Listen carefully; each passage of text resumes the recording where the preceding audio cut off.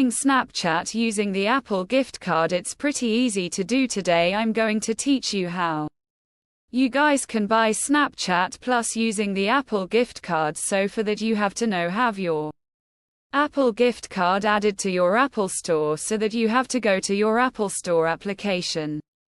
Then you have to stop on your profile. In your profile easily be able to see option for payment. You have to go to that option, and then there you will easily be able to add your gift card right here.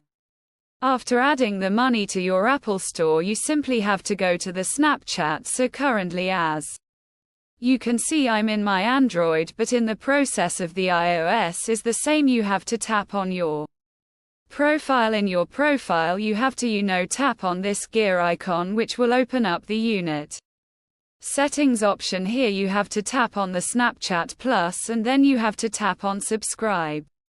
After that you have tap on next. After that you have to tap on subscribe. After that it will open up the App Store. Currently, as you can see, the Google Player popped up, but in your case in iOS the App Store will pop up and you will easily be able to pay using that. So that's pretty much it. That's how you guys can do it. Hope you guys find this